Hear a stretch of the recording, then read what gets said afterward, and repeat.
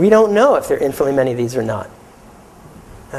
So is this a question like parallelism that you can have a choice, answer it one way, answer it another, depends on where you're living? Nebraska might say yes, Arizona will say no. I don't know. Or does it just take a long time? Fermat's theorem took 350 years. We're going on 2,300. Who knows? I want to get to one thing that's kind of interesting, that where the question really does get trickier, and it's kind of fun. So what I'm going to do, I'm going to take this grid. I'm going to these squares go all the way to the right and all the way down, as far as you can, infinitely far. Okay? And so we're going to do some infinite things. What I'm going to do is just play a quick game that says, I'm going to count how many symbols I see. Anyone? Bueller? How many symbols do you see?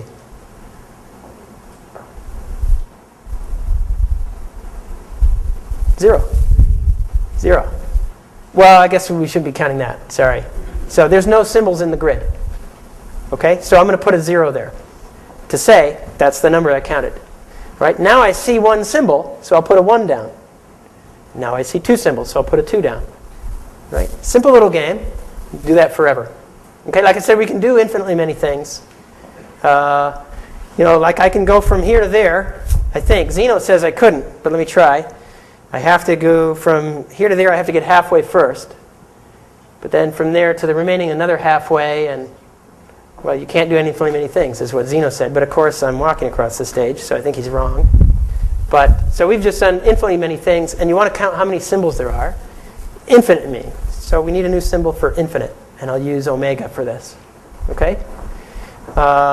You hear the kids on the playground saying, okay, what's the biggest number? And they all go, infinity! And then some smart ass goes, no, infinity plus 1.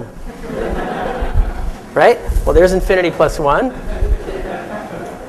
And that's the biggest number. Actually, there's infinity plus 2, right? You just keep counting like this. And now you ask yourself, how many? I've got sort of 2 infinities here. Right? If I said how many symbols you see, you'd say 2 omega. But I'm going to count them a little bit differently. I can reorder the way I do these if I zigzag across. Start here, 0, 1, 2, 3, 4, 5, 6, 7, 8, and so on. And if I zigzag across, I get them all with only one infinity. So what that says is infinity is bizarre. Infinity plus infinity is infinity. I mean, this is kind of a weird arithmetic, but we call these ordinal numbers when you're counting them, and then when you say how large they are, you say cardinality. So these 2 ordinal numbers have the same cardinality. We just showed that by counting them. I'll do it again. Now I've got 2 omega, plus 1, plus 2, and so on and so forth. Now I see 3 omega, and I can zigzag through this pattern. 0, 1, 2, 3, 4, 5, 6, 7, 8, 9, 10, and zigzag, zigzag, zigzag, and get them all. So 3 omega has the same cardinality as omega, and I can keep going. And when I'm done, I'll have 3 omega, then 4 omega, then how many omegas when I'm done? Omega omegas. So this is a square grid, like a 2-dimensional thing.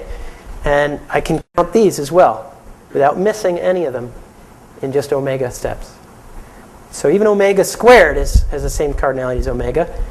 I can keep doing this all the way to omega cubed. I get layers now in 2 dimensions. I build 3 dimensions this way. And so I can zigzag through that. And these have the same. I'm doing this forever. Go up to the next dimension.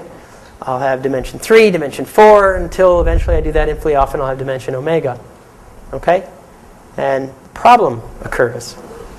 Cantor, 110 years ago or so, discovered, whatever you want to call it, that you can't zigzag through omega to the omega. This infinity is just too big. Just too big. It's a different kind of infinity. And so the ones that we started with are called countable, and this one's uncountable. Nice words. You can't count them. Can too. And Cantor said, cannot. The real numbers, in the number line, these are uncountable. So one of the questions that's been hanging around for a long, long time, it's called the continuum hypothesis. Cantor asked this, again, about 110 years ago. Is there a cardinality that's squeezed in between the countable one and the reals? So countable. I know, it's a tricky question, of course. This is called the continuum hypothesis, that there is not. that the next infinity after countable is the reals. But Kurt Gödel came along and said, you can decide this in two ways, I think. You can say that the continuum hypothesis is correct, and that gives you a system along with the numbers that we have that's consistent. There's no contradictions there. Or it wasn't until, so he did that in 1940, and it wasn't until the 60s that Paul Cohen said, well, look what I can do too. I can say it's false, and that's also consistent. So here you have a basic question about the numbers that you and I said were Platonic, that existed, that you can answer in two different ways. Are the numbers split personality here, or do they have different? They can't be both at once, right? So personally, I think of this in the more Zen sense that let's be accepting of these contradictory things and call truth more something that not just what you can prove in one system or another, but something that may be true in one context or another. But you really need to know your context when you start thinking about truth in this sense. Here we've been looking at words like consistent. I might have some system I'll draw here. Consistent is what we use to say that system has no contradictions. Complete is a word we say that it contains all the truths. It might contain some problems, but it contains all the truths. What you'd really like is a complete and consistent system. You'd really like that, because then you can say, aha, you have this clear division, this Platonic division between truth and contradictions. But Kurt Gödel came along in 1933 and said, that's impossible. You can't do it. Okay? And this made a profound impact in my life, learning this. Learning that you just can't do what so many of us mathematicians are so anal about. True or false? There's a bunch of maybes out there. That you get a choice. Depends on where you are. And so that's the way I think about this realm now. There's a nice... They had a huge celebration. Gödel would have been 100 last year, and in Vienna, in fact, most all of Austria had major celebrations for his centennial. Can you imagine having a birthday party for some great philosopher in America these days? Wouldn't that be nice for a mathematician?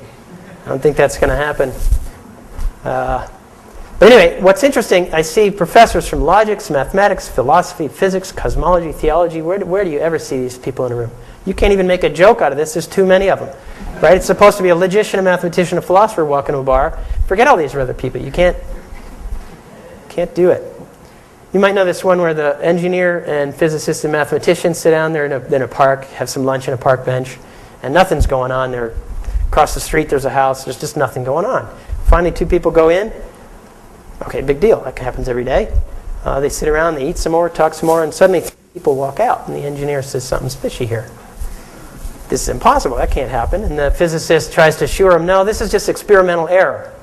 Right? No big deal. It happens all the time. And the mathematician sets him straight, says, you guys just don't understand. What really is happening here is that as soon as one person goes in, the house will be empty. I took you too long for that one.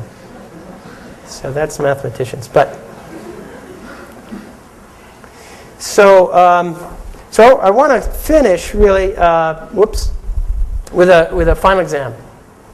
Okay, it's finals week coming up, and so I want to split you into three groups. So this will be a group project. No pressure on you individually. But here are my three groups, just vaguely right around here. You guys will be group 1, all right? And you guys will be group 2, somewhere in the middle.